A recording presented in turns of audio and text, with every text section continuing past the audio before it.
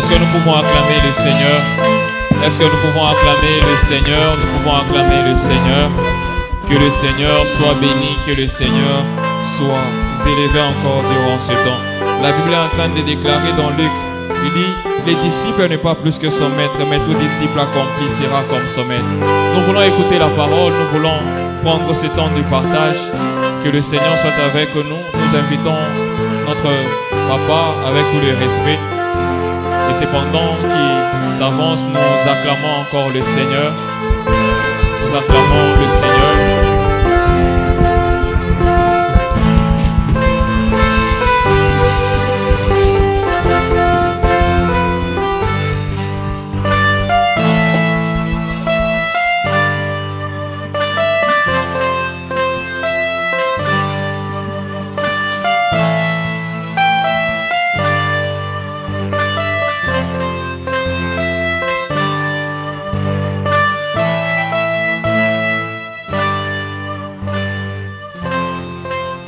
Éternel, notre Seigneur et notre Dieu, nous te disons merci pour ce temps que tu nous accordes d'être dans ta présence, Père.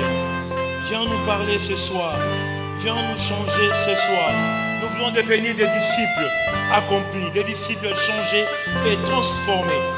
Père, viens Seigneur nous édifier et viens nous instruire. Tout de toi et rien de nous, Éternel. Que le Saint-Esprit conduise ces instants au nom de Jésus. Amen. Amen. Est-ce qu'on peut acclamer le Seigneur? Jésus. Gloire à Jésus. Que le Seigneur vous bénisse abondamment. Bwana mibariki Voilà. kwa hoteli. Merci beaucoup. Asanti. Je voudrais juste rapidement vérifier quelque chose. Est-ce que dans l'assemblée, tout le monde se sentira à l'aise si on prêchait seulement en français, si on enseignait seulement en français? Na tukahubiri tu mkifaransa tutakuwa tutasikilizana vizuri. De manière honnête, parce que je voudrais enseigner sans interprète pour gagner en temps. Merci à Papa André, merci beaucoup Papa, pour raison des temps et pour qu'on puisse épuiser, bon pas épuiser, mais donner une grande partie de la matière. Je préfère un peu parler en français. Ah, bien que je vous trouve tellement loin. Bon, ça va, je vais m'y faire. Bien-aimés, dans ce mois de juillet, le Seigneur voulait nous enseigner quelque chose de particulier. Cet enseignement est tellement capital même pour la vie de l'Église. Et je pense même, tout ce que l'on fait, tous les enseignements qu'on donne, les prédications, les enseignements qu'on donne par-ci, par-là, en réalité, tous ces enseignements vise à former des disciples. Parce que l'instruction que le Seigneur nous a donnée, l'ordre suprême que Dieu nous a donné, nous, Église, c'est celui de faire des disciples. C'est pourquoi nous avons intitulé notre enseignement de ce soir, devenir disciples de Jésus. Il s'agira de répondre comment devons-nous devenir des disciples. Bien-aimés dans le Seigneur, je disais tantôt, le but, ce n'est pas simplement d'abord de gagner des âmes. Il y a des gens qui s'enorgueillissent en disant, moi j'ai amené beaucoup d'âmes à Dieu, j'ai amené beaucoup d'âmes au Seigneur. Je me rappelle encore un jour, à Kinshasa, nous nous sommes lancés à cet exercice de gagner les âmes. J'avais amené à l'église une jeune sœur. Mais malheureusement, je l'ai amenée à l'église. La sœur aussi venait à l'église. Mais je me suis limité là. Et pourtant, le fait d'amener quelqu'un à l'église ne suffit pas. Qu'est-ce qu'il faut faire? Il faut maintenant l'enseigner, faire ce suivi afin que la matière, que la parole puisse demeurer en elle. Beaucoup de chrétiens, beaucoup de serviteurs se limitent seulement au fait d'amener les âmes à l'église. Mais non, ça, ce n'est pas suffisant. C'est pourquoi j'ai béni le Seigneur pour la vie des enseignants des tomes. Tome 1, tome 2 et autres. S'il vous plaît, coupez-moi le son, les autres risqués, et me manquent dans l'esprit à prédication. Ça rend un peu l'esprit, ça berce l'esprit. Je risquerais de commencer à prêcher au lieu d'enseigner. Bon, gloire au Seigneur. Voilà. Alors, l'enseignement de ce soir, nous parlerons comment devenir disciple du Seigneur. Matthieu 28, le verset 19, nous dit, est-ce que toute l'Église peut lire ces textes ensemble avec moi? Matthieu 28, le verset 19. La Bible déclare, allez, faites de toutes les nations des disciples, les baptisant au nom du Père, du Fils et du Saint-Esprit. Amen. Voilà, vous pouvez vous asseoir parce que nous aurons des textes à lire tout au long de notre message. Ça, c'est l'ordre que le Seigneur a donné à ses disciples alors que le Seigneur s'apprêtait à partir, à retourner vers le Père. Il leur a dit, c'est ça votre ordre que je vous donne. Faites de tous des disciples. En quelque sorte, qu'est-ce que Jésus leur disait? Vous savez, vous qui êtes là, je fais de vous des disciples. Vous aussi, à votre tour, vous devez faire des disciples. Faire des disciples est un ordre que Dieu a donné parce que lui-même était l'exemple parfait. Lui, il a fait des disciples et ensuite, il demande aux disciples, à leur tour aussi, de faire des disciples. Maintenant, je me pose la question. Nous qui sommes en ces lieux, pourquoi sommes-nous autant égoïstes? La fois passée, le berger Glody nous a enseigné en disant que nous devons nous reproduire. Nous qui avons reçu la connaissance, devons aussi donner cette connaissance aux autres. Vous savez ce que Jésus a fait? Jésus a formé des disciples. Et lui, à son tour, qu'est-ce qu'il dit? Vous aussi, faites des nations des disciples. Je me suis mis un peu à réfléchir. Pourquoi est-ce que le nombre de disciples que Jésus avait choisi était seulement de 12? Pourquoi pas plus? Bien que la Bible n'ait pas mentionné cela de manière explicite, mais je pense qu'en ce temps-là, parce que quand Jésus vivait, Jésus était encore au temps de la loi. Alléluia. Jésus vivait encore au temps de la loi. Je pense que le fait qu'il ait choisi 12, il voulait simplement dire, ça c'est l'image des 12 tribus d'Israël. Comme vous êtes à 12, chacun doit normalement former et évangéliser, instruire, enseigner sa tribu. De sorte que tous les peuples connaissent la parole et deviennent des disciples. Le Seigneur fait de toi disciple, non pas pour que tu gardes la connaissance. Il fait de toi disciple pour que toi aussi à ton tour, tu fasses tes disciples. Alors je me pose la question, qui peut regarder autour de lui et dire que oui, ça c'est mon disciple? Je peux utiliser les expressions que le berger Glody a utilisées ce jour-là. J'ai vraiment aimé. Il a dit, le Seigneur veut que nous nous reproduisons. Qui parmi nous ici peut dire qu'il s'est déjà reproduit? C'est vrai, je sers le Seigneur à Texaco. Un jour, j'ai reçu un message dans ce sens. Et ça m'avait un peu bouleversé. En même temps, j'étais bouleversé et puis, j'avais aussi pris conscience de quelque chose. Vous savez, lorsque Dieu dépose une grâce en toi, tu ne dois pas vouloir être le seul à la manifester. Tu dois aussi former des gens qui développeront cette grâce. Si le frère Gédéon a la grâce de bien chanter, il ne doit pas se contenter seulement à bien chanter. Il doit se reproduire. Que nous ayons aussi des frères Gédéon qui savent chanter même plus que toi. C'est pourquoi le Seigneur parle à ses disciples. Il leur demande, vous aussi, allez faire des nations des disciples. Je me demande, aujourd'hui, as-tu déjà fait des disciples? Pendant ta journée d'aujourd'hui, à qui est-ce que tu as parlé de Dieu? Ah, j'avoue, ce soir, l'une des raisons pour lesquelles je suis venu ici en courant, c'est parce que vers la fin de ma journée, pendant que je clôturais ma journée, j'ai reçu un coup de fil. J'ai parlé avec un homme de Dieu. Pendant la conversation, je me suis mis même à enseigner. Barème comme Ikobima. Nanga mona oki bien. Après, il a dit, papa, attention, en tout cas, je dois malheureusement couper cet appel parce que je dois aller enseigner. Ah papa, vraiment merci beaucoup. Vraiment, cet appel, cet échange était une réponse à la prière que j'ai faite ce matin. J'ai dit, ah bon? Il m'a dit oui. J'ai prié Dieu ce matin et les choses que vous m'avez dites, en tout cas, je pense que je crois que c'est le Seigneur qui vous a envoyé, j'ai reçu la réponse à ma prière.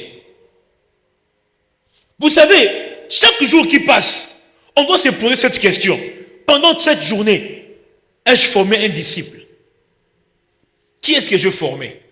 Si aujourd'hui le Seigneur t'appelait à lui, est-ce que vraiment les gens vont dire que non, le frère X est parti, mais il nous a laissé un disciple? Aujourd'hui, Papa Semel, il n'est plus avec nous. L'église est dans la tristesse. Mais je pense, je ne sais pas ce qui arrivera, mais lorsque Dieu pose la question à ses serviteurs, je pense qu'il peut aussi nous demander, quel disciple as-tu laissé? Mais Papa a eu le temps de former l'église. Il y a des fils et des filles aujourd'hui qui œuvrent dans l'œuvre de Dieu. Alléluia. C'est une obligation. Tu dois te poser des questions. Est-ce que tu as un disciple? C'est pourquoi cette question doit faire l'objet d'une évaluation quotidienne. Qu'est-ce qu'on entend par disciple? J'ai essayé de faire une recherche. L'étymologie du mot disciple veut dire, ça vient du mot latin discipulus, signifiant élève, apprenti. Discipulus qui signifie élève, apprenti. Lui-même issu du verbe discere, qui veut dire apprendre, et du grec mathetes. Je disais, disciple vient du mot latin discipulus, qui signifie élève, apprenti. Lui-même issu du verbe latin discere. Je peux épeler D-I-S-C-E-R-E,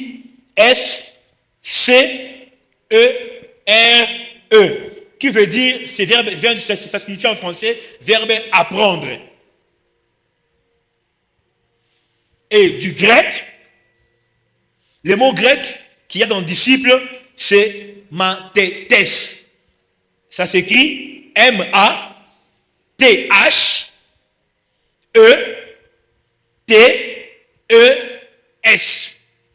qui désigne celui qui s'engage dans l'apprentissage sous la direction d'un maître.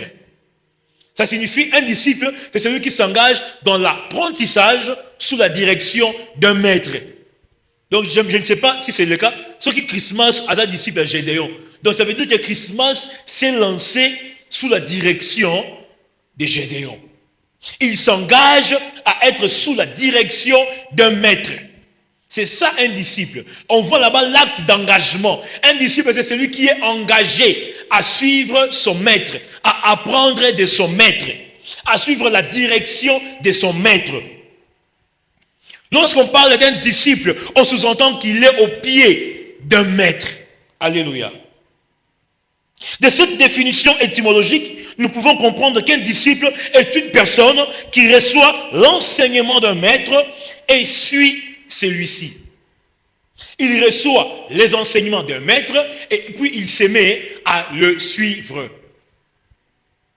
Ce qui veut simplement dire, on ne peut pas parler qu'un homme est disciple tant qu'on le voit toujours loin de son maître.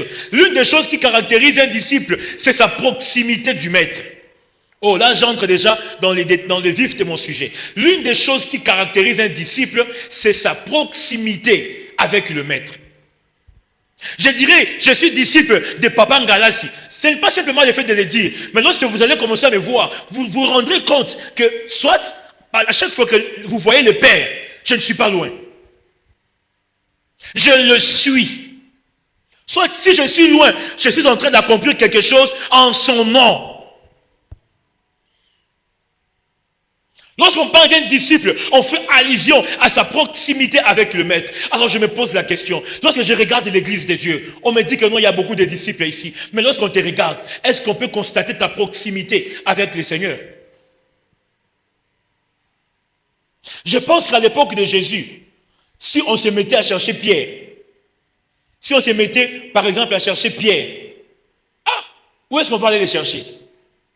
On va chercher, on va dire non. Et si notre moyen soit sauté, là où on verra Jésus prêcher, certainement, on trouvera Pierre. C'est-à-dire, si on était dans cette époque ici, On dit par exemple, To Lukisa, Pasteur Messi. Normalement, ce Pasteur Lukisa, parmi les endroits phares que l'on va chercher, on me cherchera où? À l'église, la louange d'Exaco. Lorsqu'on parle d'un disciple de Jésus, c'est une personne, on sous-entend qu'il vit en proximité avec le Seigneur. Alors je me pose la question, pourquoi tu es si loin de Dieu?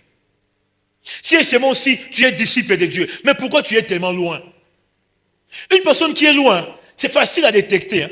Tu verras vraiment que dans sa vie, au moins, il a vivre vivre dans l'intimité. Même près, donc quand tu es près de lui, hein, tu sentiras la présence de Dieu. C'est-à-dire, il y a des gens, tu fais une prière, tu dis au Seigneur, Seigneur, je veux te voir. Mais Dieu te répond, il dit, mon fils, si tu veux me voir, observe le frère Glody Keïta. Tu me verras. Il y a des gens comme ça, Dieu lui dit, non, non, si tu veux me voir, observe tel serviteur, tu me verras en lui. Tellement qu'il vit en proximité avec Dieu. Tu sens vraiment que non, lui, il a Dieu en lui. Et là, tu sens vraiment que ta maison est bénie. Tu sens une atmosphère vraiment bénissante. Parce que cette personne-là, elle vivra toujours près de Dieu. La proximité. Dans Luc chapitre 6, du 12e au 13e verset, la Bible déclare que le Seigneur, ce jour-là, il a prié toute la nuit pour choisir 12 disciples. Waouh! Il fait le choix des 12 disciples. Alors, je me suis lancé dans une recherche. Je me suis dit, mais qu'est-ce que le choix des 12 disciples peut nous enseigner? Pourquoi Jésus devait choisir 12 disciples? Frère Gédéon. J'ai dit ça tantôt.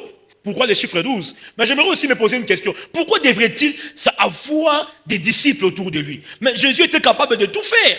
Pourquoi avait-il besoin de 12 disciples?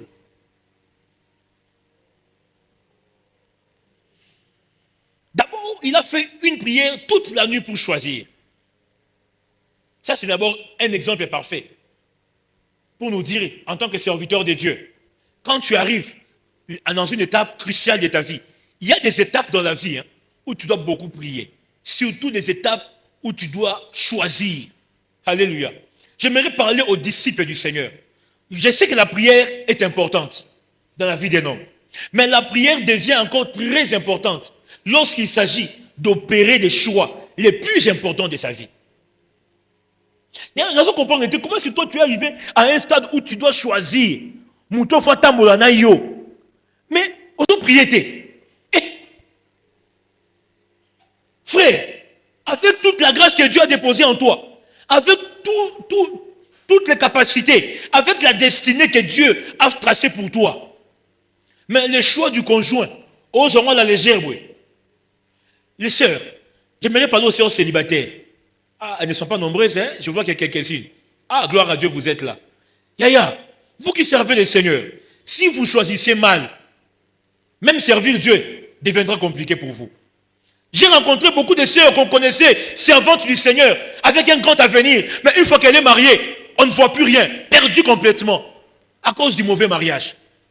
C'est pourquoi je vous dis, avant de dire oui à un homme, priez.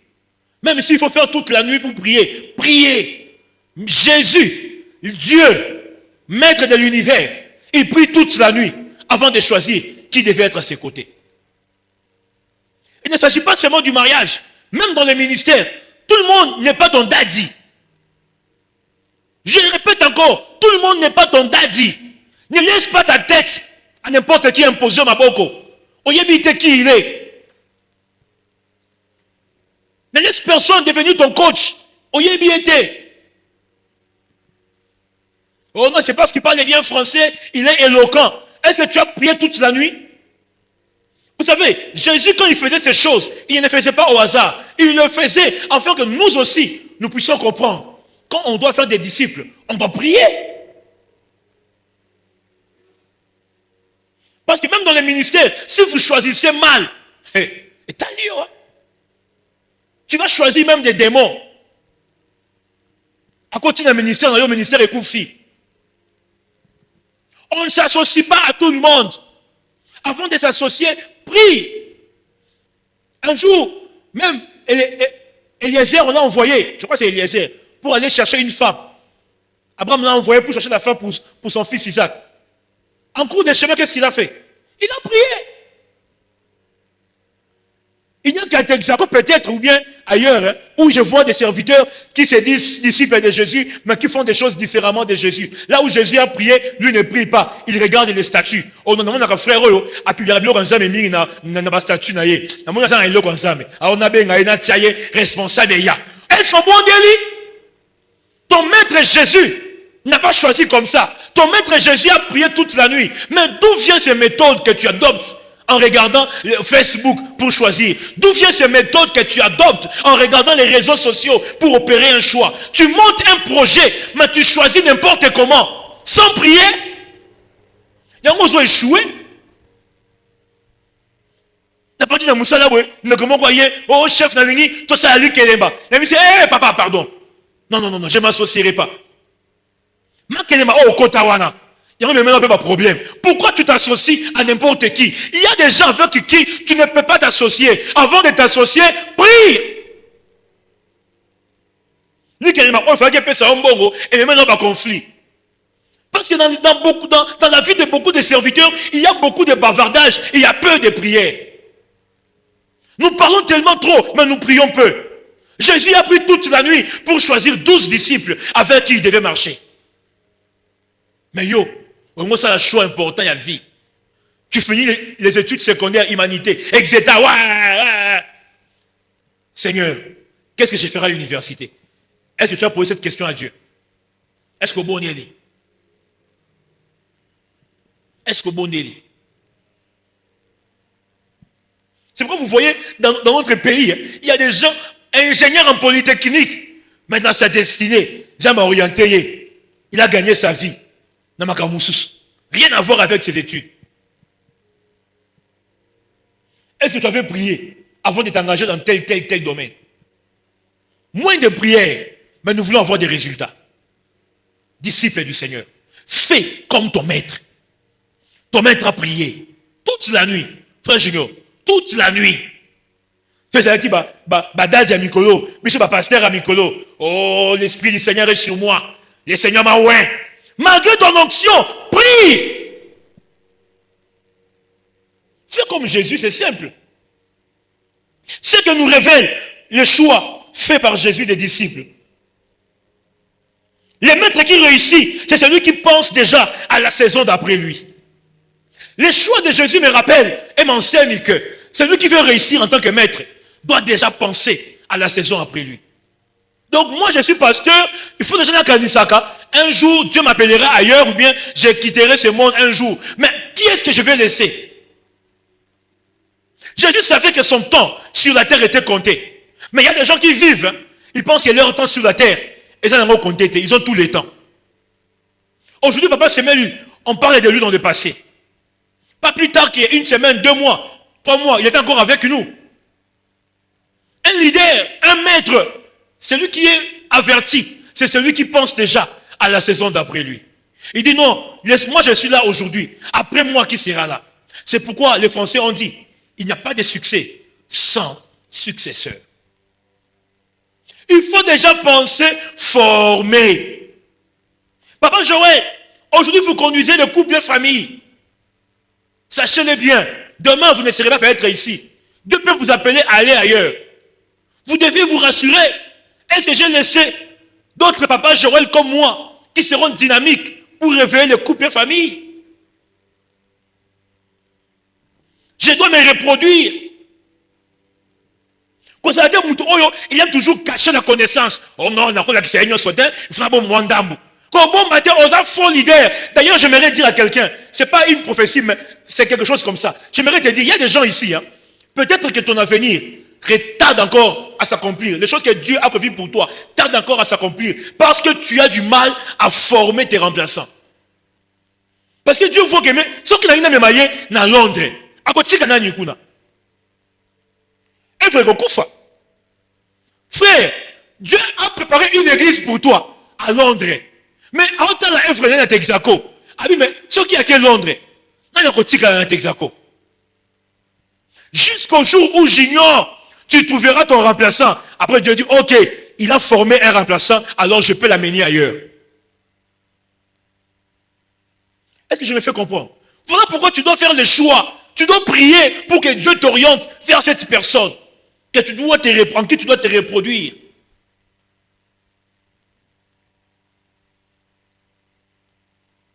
Et moi, je suis pour mes disciples.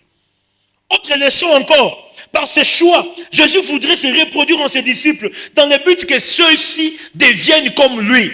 Vous savez, dans Genèse, au chapitre 1, le verset 26, la Bible nous dit, puis Dieu dit, faisons l'homme à notre image selon notre ressemblance. Je l'ai dit dans l'introduction que Dieu veut que, en faisant le choix des disciples, que nous nous reproduisons en eux. Parce que le but du Seigneur, c'est quoi? Dieu a dit quoi dans Genèse? Ah oui, faisons l'homme à notre image. Je peux vous le dire, hein, la chose qui rend les plus fiers les parents. Je me rappelle l'un des moments où j'ai vu mon père être fier. C'est surtout, je me rappelle la première fois, lorsque j'ai décroché mon diplôme. Je pouvais voir son sourire. Il était tellement content de voir son fils réussir. Certainement, il se disait, ah, il réussit comme moi. Quand j'étais étudiant, moi aussi j'avais réussi. Certainement, lorsque le père voit son fils renvoyer son image, il se sent tellement fier. Il n'y a pas de fierté. La grande fierté d'un père, c'est lorsqu'il voit son fils faire comme lui ou bien faire plus que lui. C'est pourquoi d'ailleurs il est dit, un vrai adorateur, c'est celui qui renvoie au père son image.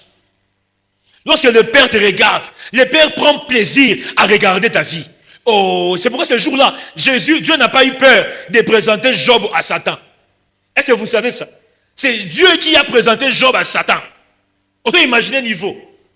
Dieu a présenté Job et pas Satan. Satan, il y a au moins moi, on a Job. Pourquoi Dieu était fier de le présenter? Parce que Job renvoyait à Dieu sa propre image. Est-ce que lorsqu'on te regarde, est-ce qu'on voit Jésus? Un jour, on a arrêté Jésus. Pierre a été kovanda. Na batumorobwe. Batalika Pierre. Il n'a même pas ouvert la bouche. Et puis c'est Tipoyo. Azaraka pena Yesu. Pierre n'a pas parlé. On a regardé seulement Pierre. On a vu Jésus. Et là, tu me souviens, pas mon gars en face na yo. Tout le monde devient prudent. Téléphone dans ma poche. Dans des familles, il y a des gens, dans des familles, quand ce petit-là vient à la maison, je vous dis, tout le monde devient prudent. Le téléphone ne reste plus partout. Tout le monde est en alerte. Et pourquoi? Parce que le vieux X est arrivé. Tout le monde est aux aguets. Tu dégages une mauvaise image. Un disciple, il est le reflet de son maître. Alors, les choix que nous devons faire, quand on forme des disciples, c'est pour que ceux-ci nous reflètent et deviennent comme nous. Et nous devenons comme Jésus. On n'est pas né disciple, mais on devient disciple. Parce que les disciples-là, c'est un processus. Alléluia. Ce n'est pas d'un coup qu'on soit comme un disciple, non. C'est tout un processus. On devient disciple. Le travail que le Seigneur fait chaque jour dans nos vies, c'est pour que nous devenions comme lui. Amen, papa Joseph. Jusqu'à là, ça va. Je vais m'arrêter dans quelques minutes parce qu'on va laisser même une question ou deux, si on peut poser, après on va prier. La deuxième partie, je pense par la grâce de Dieu, nous la verrons le jeudi.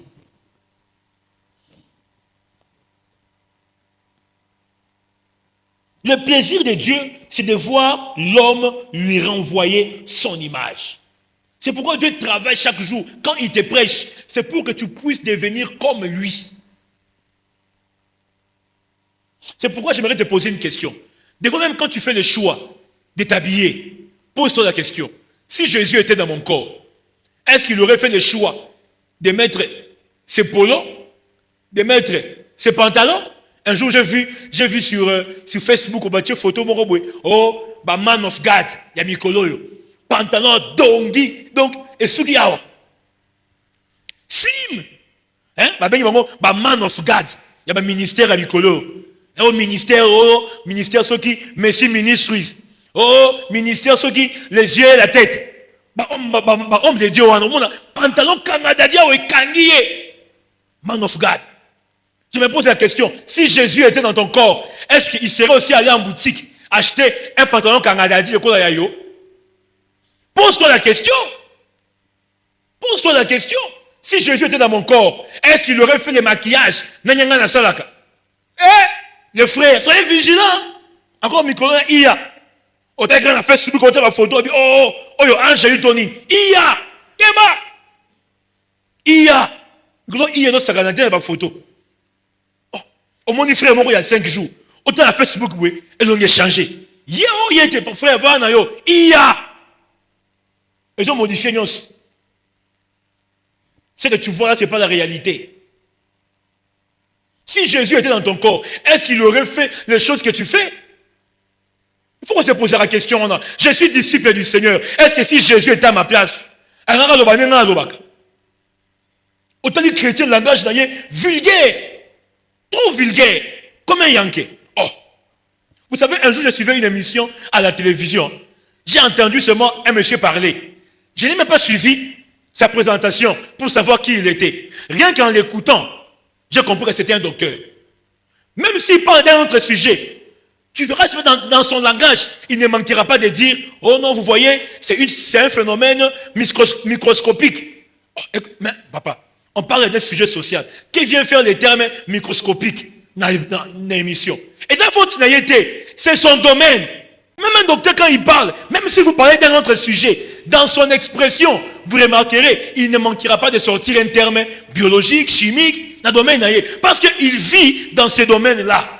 Même quand tu entends un juriste parler, même si le sujet était un fait social, tu verras seulement, il te dira, l'article 18 dit, et ils ont un sujet à droite, mais il est juriste de formation, c'est en lui. Mais je m'étonne, lorsque j'entends un enfant de Dieu parler, c'est difficile d'entendre dire, Matthieu 18 nous dit, oh, frère Junior, donc le lot vraiment, ce qui a recensé toutes les paroles que tu as sorties depuis le matin jusqu'à 18h, il n'y a aucun verset. Bizarre, hein? Quand un docteur parle, il ne manque pas de signifier même un mot dans son domaine. Tu sentiras ça. Mais pourquoi est-ce qu'un enfant de Dieu, un disciple du Seigneur, même quand il parle, il ne sort même pas les paroles de son maître? Il y a un pasteur, vous le connaissez bien, lorsqu'il prêche, d'ailleurs c'est même pas à cacher, le pasteur Dalo, quand il prêche dans ses prédications, c'est régulier qu'il mentionne qui? Son père Vernon. Pourquoi? Parce qu'il a été à ses pieds. Les disciples mentionnent toujours son maître, même quand tu l'entends parler. Oh, mon père disait, mon maître disait, mais yotango lobaka, pourquoi tu ne fais jamais référence à ce que Jésus a dit? Parce que tu es tellement loin des Écritures. Autant à mon je n'aimerais pas vous défier. Après culte, hein, demande même à ton voisin. Attends, 5 versets bibliques. Namutu. Un jour à la maison, j'ai lancé un défi à la maison. Lettre et alphabet. Je vous donne un verset qui commence par cette lettre. Après, mais c'était un bon exercice. Ça doit couler en nous. Parce qu'on suppose qu'un disciple, il passe tout son temps à faire quoi? À être près du maître. Même son langage doit ressembler à son maître. Un enfant qui aime beaucoup son père. C'est comme aujourd'hui, je lisais, ça m'a fait tellement mal. Quand je lisais les statuts de notre sœur, maman Bénédicte, elle répétait certaines choses que son père lui disait, notre papa Semeli. Ça m'a fait tellement chaud au cœur. J'ai compris finalement qu'il y avait un amour profond entre la fille et son père. Lorsqu'il y a cet attachement-là avec ton maître, même quoi qu'il arrive, les paroles de ton maître resteront gravées en toi. Même quand tu parleras, on dira, ah non, oh disciple à Jésus. Mais yo, ce rozoloba. Passe.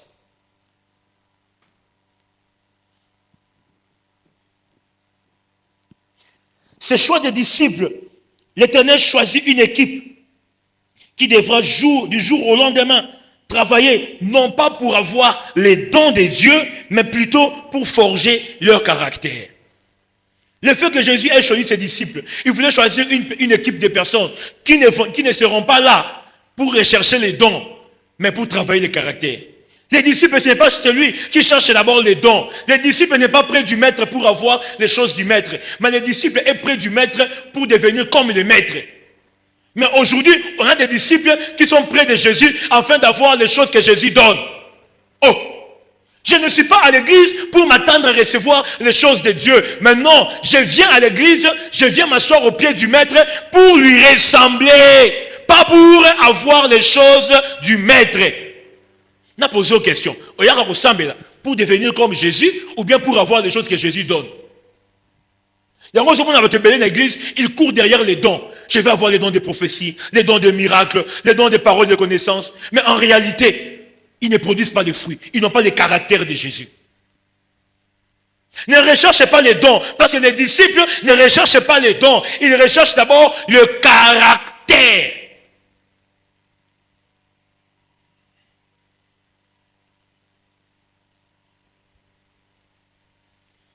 C'est pourquoi tu verras que le maître désire former ses disciples.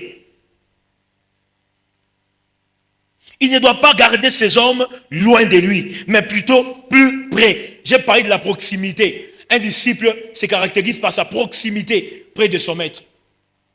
Il y a des choses que tu ne pourras devenir que tu pourras avoir ou devenir seulement si tu es près de Dieu. Si vous lisez dans Luc, dans Actes des Apôtres plutôt, Actes chapitre 1, le verset 1, la Bible déclare, dans Actes 1, verset 1, Bible dit, Théophile, j'ai parlé dans mon premier livre de tout ce que Jésus a commencé de faire et d'enseigner dès le commencement. Jésus commence d'abord à faire quoi? À faire et puis à quoi? À enseigner. Jésus est le type de ces personnes qui commencent d'abord par faire. Pourquoi il commence par faire? Il fait pour nous montrer l'exemple. Parce qu'en étant près de lui, quand tu le vois faire, toi aussi tu feras quoi? Tu feras. Imaginez-vous, quand tu vois les miracles que des fois Pierre a accomplis, ça se ressemble au miracle de Jésus. Pierre un jour a assisté comment est-ce que Jésus avait chassé la fièvre qui menaçait sa belle-mère. Pierre a mon acquis. À son tour aussi, on lui a amené un malade. Qu'est-ce que Pierre a fait? Il a reproduit ce qu'il avait vu. Il a vu Jésus faire. Et qu'est-ce qu'il lui a fait? Il a reproduit ce que son maître avait fait. Quand je prends encore l'exemple de Pierre, quand vous lisez la Bible dans Matthieu chapitre 14, du 22 au 33e verset, un jour Pierre a vu Jésus marchant sur les eaux. Alléluia. Pierre a moni Yesu. Qu'est-ce que Pierre a dit? Maître, ordonne à ce que je vienne.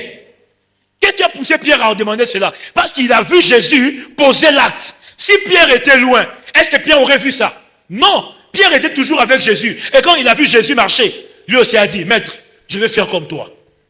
Voilà l'exemple d'un disciple. Il veut faire comme le maître. Et Jésus lui a dit, Pierre, viens. Et Pierre a commencé à marcher. Il voulait reproduire ce qu'il a vu faire son maître. Est-ce que tu observes bien ton maître? Est-ce que tu as les regards sur Jésus? Il y a beaucoup de gens, lorsqu'ils voient les eaux, au lieu de regarder vers Jésus, ils regardent la profondeur des eaux. Mais ils pensent qu'ils vont marcher. Tu ne marcheras jamais.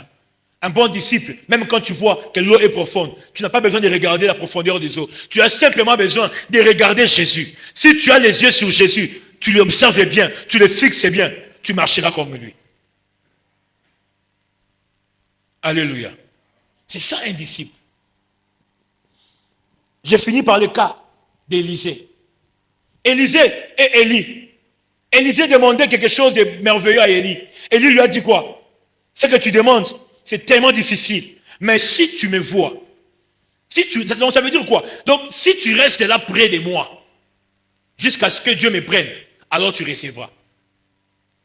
Le disciple doit rester près de son maître. Tu dois être là près d'Élie. J'aimerais parler à un Élisée. Tu es disciple, mais il y a des choses que tu rates. Parce que quand ton père va à Gilgal, toi tu restes. Quand ton père va à Jéricho, tu ne le suis pas. Quand ton père passe le Jourdain, on en a qu'à été. Mais si tu veux recevoir la double portion, partout où va ton père, tu dois être là près. Disciple du Seigneur, partout où il y a Jésus, tu dois être là. Si Jésus est à Texaco, alors sois à Texaco. Le disciple de Jésus, c'est celui qui marche et qui suit Jésus partout. Un bon disciple, quand son maître bouge, lui aussi bouge. C'est ce que j'aime avec Israël. Israël s'est déplacé par rapport au mouvement de la nuée. Quand la nuée bouge, que fait Israël? Israël aussi bouge. Quand la nuée va à gauche, le camp va à gauche. Il suivait les mouvements de la nuée. Comment ces disciples qui bougent sans la présence du maître? Disciple, ne va jamais quelque part si tu n'es pas rassuré que Dieu est avec toi. Si tu es Élisée, tu resteras près d'Élie. Cette persévérance près d'Élie, c'est ça le prix à payer. Parce que c'est que vous ne savez pas. C'est que vous savez que des fois, on ne tire pas attention. Élisée a payé le grand prix de rester près d'Élie. Quand Élie est parti, pour avoir les manteaux, ce n'était pas compliqué. Qu'est-ce qu'il a fait? Il a simplement ramassé. C'est lui qui persévère et qui paye les prix en restant près du maître. Viendra une saison où les choses que tu auras, tu ne fourniras pas d'efforts, tu n'auras que besoin de les ramasser.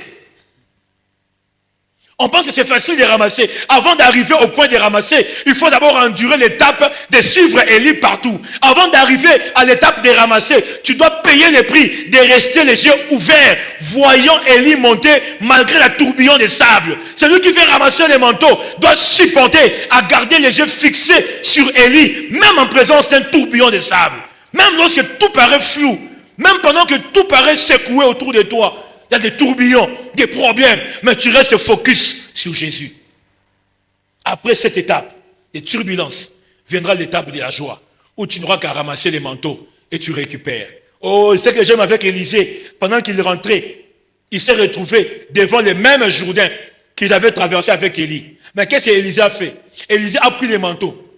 Il avait vu ce que son maître a fait. Et qu'est-ce qu'il lui a fait? Vous allez lire ça dans 2 Rois. C'est écrit dans 2 Rois, chapitre 2. Vous allez voir tout ceci. Qu'est-ce qu'Élisée a fait? Élisée a pris les mêmes manteaux. Il a frappé les Jourdains. Et ça s'est divisé en 2. Mais cette méthode, Élisée a appris ça où? Près de son maître, il a vu.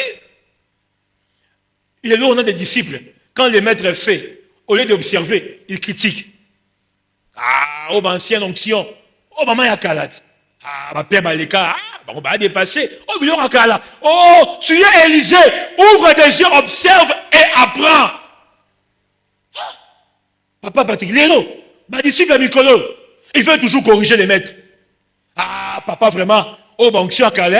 Oh, bon, tu as première maison. Makambo Kala. Élisée, et Makambo Kalate, ne critique pas. Observe et prends des notes. Quand le père partira, tu ne prendras que les manteaux, tu reproduiras ce que tu as vu faire ton maître. Yo siko étape on a côté là, yo rataki yango. Okomi na champ, mi kakatano, ozo s'en sortir. Tu étais où quand on enseignait? Yo n'a pas enseigné yo. Tu étais où quand on enseignait? Tu n'observais pas, tu n'écrivais pas. Maintenant tu es devant un fait accompli. Okomiko s'agiter. Alléluia. Voilà, je ne serai pas allé plus loin.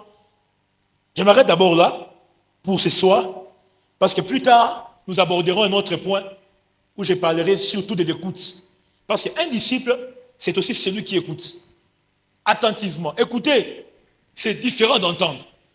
On ne peut pas dire que j'écoute des bruits. Non, non, j'entends des bruits. Quand on parle de l'écoute, c'est la précision. Alléluia. Ça, c'est quelque chose qu'on verra prochainement. Parce que dans l'écoute, il y a beaucoup de choses. Même la vision, c'est dans l'écoute. Alléluia. Vision, c'est dans l'écoute. Quand vous lisez Habakkuk 2 nous dit, je me tenais où? À mon poste. Et puis c'est verset, quand je lisais ça, je le comprenais mal. Habakkuk dit, je me tiens à mon poste. Au lieu de dire que je me tiens à mon poste pour écouter ce que Dieu me dira et comment je répondrai, Habakkuk dit quoi? Habakkuk 2 nous dit, je me tenais à mon poste. Habakkuk 2, et l'objet, je me tenais à mon poste. Et je me tenais sur la tour. Je veillais pour voir ce que l'Éternel me dirait et ce que je répliquerai. Mais Habakkuk, comment tu peux écouter en voyant? Ça veut dire que la dimension profonde de l'écoute, c'est la vision. C'est-à-dire lorsque Dieu te parle, tu vois. Est-ce que vous me comprenez? Un disciple, c'est celui même lorsque Dieu lui parle, il ne se limite pas qu'à prêter l'oreille. Il est tellement attentif que lorsqu'on lui parle, il est en train de voir les choses qu'on est en train de lui dire. C'est-à-dire quand son maître lui dit, va à Bel-Air, tu feras ceci, cela. Pendant qu'on lui parle, lui, il voit déjà ce qu'on est en train de lui dire. Bon, je ferme la parenthèse. Ça, c'est un point qu'on va développer le deuxième jour. Que le Seigneur bénisse sa parole. On acclame le Seigneur. Voilà. Ça ne sera pas long. S'il y a une question ou à la limite maximum 2, on peut poser rapidement. Après, on fera une courte prière pour clôturer. Oui, Yaya, viens prendre le micro, viens poser la question. Bonjour à tous. Je me nomme Glody, sœur Glody. Ma question est de savoir, est-ce que c'est possible qu'un disciple de Jésus, au moment d'apprentissage, qu'il puisse avoir aussi son disciple? Qui peut savoir? Son disciple aussi. Ou encore former son disciple. C'est ça? Ok, merci beaucoup. Ah, une très bonne question. Hein? C'est pas, tu peux répondre à ta place. Est-ce que c'est possible qu'un disciple, pendant qu'il est en train d'apprendre, mais qu'il ait aussi un autre disciple? Ça, c'est une très bonne question. Hein? Vraiment. Bon, ce n'est pas exclu. Hein? Moi aussi, je peux être bloqué. Papa m'a écrit aussi peut nous aider aussi à compléter. Mais je vais essayer d'abord de répondre. En fait, techniquement, non. Ça peut créer, au début, ça peut créer d'abord une confusion. Ça veut dire, là, je parlerai le jeudi prochain quand nous allons continuer la leçon. Nous parlerons aussi des différences entre disciple et un apôtre. Généralement, souvent, on confond ces deux expressions. C'est vrai que des fois, on appelle les disciples du Seigneur, ils appellent des apôtres. Oh non, Jésus a choisi 12 apôtres. Mais ce qu'il faut comprendre, c'est que l'apostolat, c'est le ministère, et les disciples-là, c'est un temps d'apprentissage. Donc tu es d'abord disciple, tu apprends, et par après avoir appris, le Seigneur peut t'envoyer dans le ministère. Il te lance dans le ministère, tu commences à servir dans ton apostolat. Alors, pourquoi j'ai dit d'abord, ce n'est pas bon au début? Pourquoi? Parce que souvent on est tenté à une chose. Pendant que tu es encore d'être enseigné, tu es encore à l'étape où tu dois d'abord apprendre. Beaucoup sont tellement pressés à aller exercer, sans avoir fini d'abord l'apprentissage. Vous verrez dans l'église, il y a beaucoup de serviteurs. D'ailleurs, je ne vais pas aller loin. Même moi-même, il m'est arrivé à une époque de ma croissance spirituelle dans notre cellule à Kimbondo. Ah! Les ailes étaient en train de brûler en nous. Je me rappelle encore avec mon frère que j'ai décédé. On était encore à l'Ecodim, à la JPC. Pendant que Dieu nous formait encore. C'est vrai, jusqu'à aujourd'hui, Dieu continue à nous former. Mais à cette époque-là, tellement zélé. On voit notre pasteur. Papa, on a reçu un message. On doit tenir un séminaire à 2. Ah, pasteur a expliqué, mais bah non, vraiment. Mais papa, je vous dis, c'est un message profond. Totier français. On a même préparé un document. Parce qu'à l'époque, papa Ngalassi exigeait tout séminaire, avant d'être validé, il faut envoyer d'abord à Kinshasa, à la centrale, les contenus, afin d'être validé. On a saisi même le séminaire, la grande ligne, premier jour, tel, deuxième jour, tout petit père, zéla séminaire, père Aboya.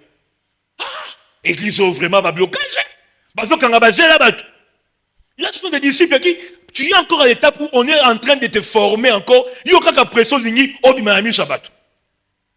Mais je signale aussi, bien que je suis pasteur et j'enseigne, ce n'est pas dit que j'ai arrêté d'apprendre. Non, je continue l'apprentissage. Maintenant, il faut maintenant évaluer à quel stade d'apprentissage tu te retrouves. Mais généralement, je mets les disciples en garde à la précipitation. Tu peux être encore au pied de quelqu'un, tu apprends. Apprends, tu apprends. Il arrivera un temps où le Seigneur te lancera, où il te demandera toi aussi d'aller former les autres. Mais pendant que tu formes à cette étape-là, tu peux aussi continuer à apprendre.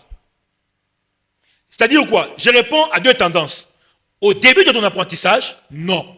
Mais il arrive un temps, à une saison donnée, où tu auras atteint une maturité. Malgré la maturité, tu continueras encore à apprendre. Mais tu es maintenant capable de former aussi d'autres personnes.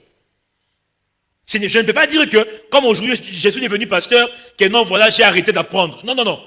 Je suis toujours au pied du maître, je continue d'apprendre et en même temps, je forme aussi des disciples. Mais à un moment donné, quand tu es encore en train d'être formé, il arrivera que le Seigneur arrangera, il te mettra des gens que toi tu appelleras ceux qui bloquent ton ministère. Non, il ne bloque pas. Il te laisse apparaître au bon moment. Moi, je pensais que les bons moments étaient à Kinshasa, alors que les meilleurs temps étaient à Lubumbashi. Vous voyez? C'est ça. Parfois, c'est qu'un disciple doit savoir comprendre les temps. Il y a un temps où tu dois d'abord t'asseoir au pied de Jésus. Viendra un temps, quand Jésus partira, il t'enverra. Et tu iras. Et pendant que tu enseigneras, continue aussi à apprendre. Donc c'est la réponse à deux tendances. À la fin, je pense que notre papa nous aidera aussi à placer un mot sur toutes les questions qui sont posées. Voilà une deuxième. Oui, maman Evodie. Bonsoir à tous, je me nomme maman Evodie. Oui, maman. Je voudrais savoir, est-ce qu'un disciple peut contredire son maître? Il peut lui faire des remarques au cas où son maître ne se conduit plus bien. Est-ce qu'il peut faire des remarques? Et puis, est-ce qu'il y a un temps limité par rapport à l'apprentissage? Ah, merci beaucoup, maman. Une très bonne question. Ma question est tellement malonga. Hein? C'est vraiment merveilleux. Non! Disciple qui est pas la contradiction. Qui va contredire maître? Attention, attention. Ok. J'aimerais répondre ça dans ce sens. Il y a des sens où, vous voyez, dans la Bible, je crois, il y a un passage qui parle, un aveugle peut-il conduire un autre aveugle?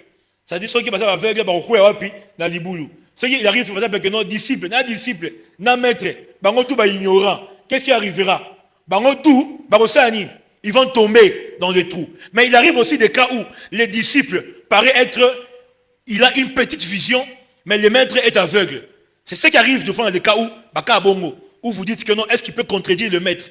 Le maître te conduit quelque part, mais tu vois que là où le maître me conduit, il y a un trou. Moi, je vois qu'il y a un trou, mais lui ne voit pas qu'il y a un trou. Comment faire? C'est là où maintenant, il y a vraiment conflit. C'est facile, hein? Lorsque le maître voit, les disciples ne voient pas. C'est facile à gérer. Hein? Papa voit. C'est toujours mieux que les maîtres aient la vision. C'est pourquoi j'exhorte les leaders. Leader, soit celui qui a la vision.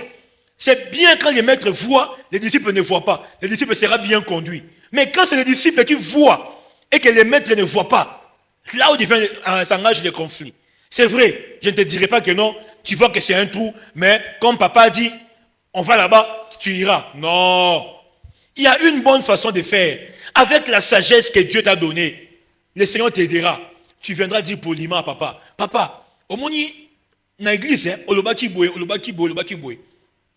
qu'il n'y a pas moyen que la prochaine fois, quand on se verra, que tu puisses un peu, papa, vraiment faire comme ceci, comme cela. Poliment avec sagesse.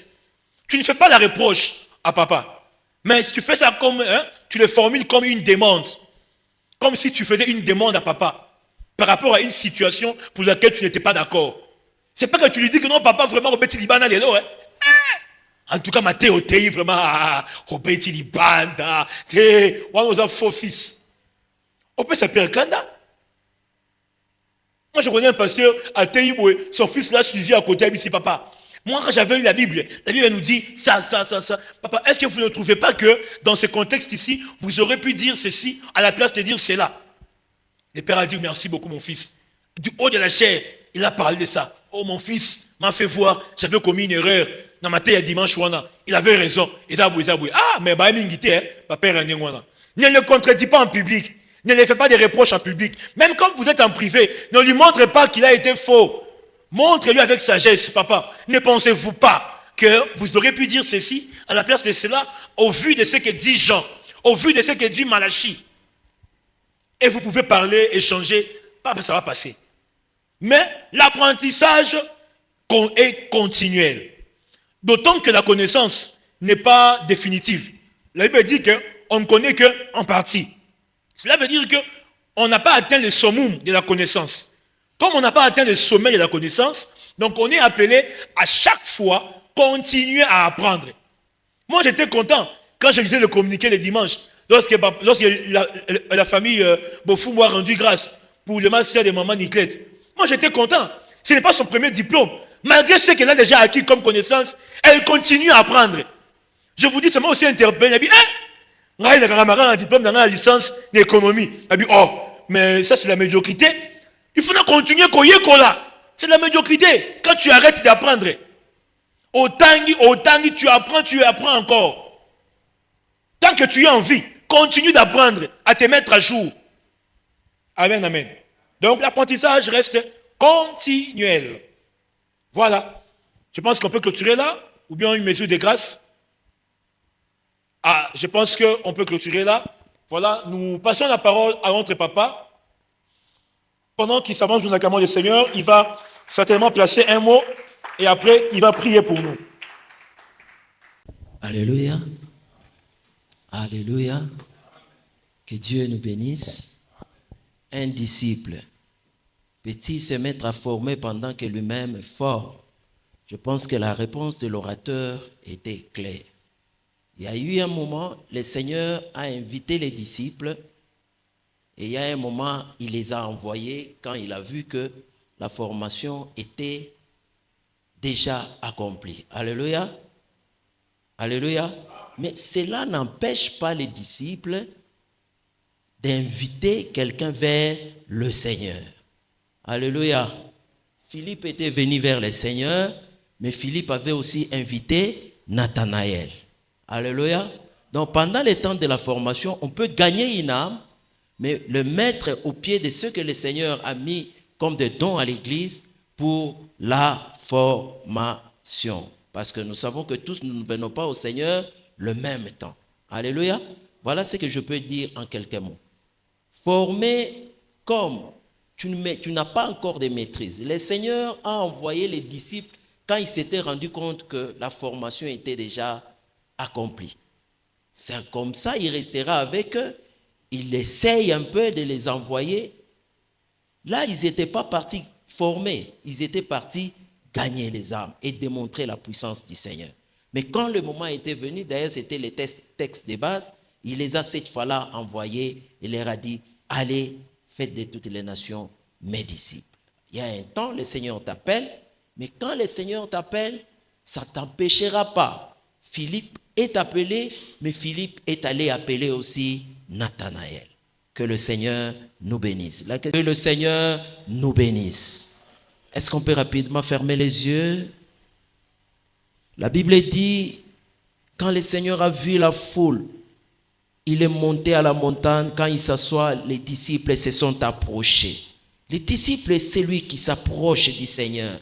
Chaque matin, au travers de la prière, chaque matin, au travers de la parole. Parce qu'il se forme non seulement à l'église par de tels moments, mais il se forme aussi par ces moments d'intimité, par ces moments de méditation de la Bible. Dis au Seigneur, Seigneur, fais de moi un disciple qui s'approche de toi à chaque instant, à chaque moment. Élevons nos voix, prions dans le nom de Jésus. Seigneur, nous voulons te suivre. Seigneur, nous voulons être des véritables disciples. Seigneur, nous voulons être toujours tout près de toi. La Bible déclare, oh Dieu, quand ils étaient venus nombreux, tu as choisi 12 pour qu'ils puissent rester avec toi. Nous voulons rester avec toi. Nous voulons nous approcher de toi. Oh Dieu, dans le moment difficile comme dans des temps favorables, nous voulons être toujours très proches de toi. Merci Seigneur Jésus. Soutiens-nous, aide-nous au nom de Jésus. Père, nous bénissons ton nom pour ton amour, pour ta bonté. Merci pour cette bonne parole que tu nous as donnée. Seigneur, aide-nous à être disciples. Bénis ton serviteur qui nous a donné de très bonnes choses. Père éternel, laisse que l'onction lui soit renouvelée. Amène-le encore dans la profondeur pour que ton Église continue à être bénie par lui. Bénis tous ceux qui ont écouté. Au nom de Jésus, nous te prions, Seigneur, pour la famille Séméli. Oh Dieu, sois qui console la famille Séméli, console toute l'Église. Nous avons besoin de toi. Dans le nom de Jésus, nous recommandons les offrandes, nous bénissons ces offrandes. Tout celui qui va donner, oh Dieu, laisse que tu les bénisses. Au nom puissant de Jésus que nous avons ainsi prié, nous disons tous Amen.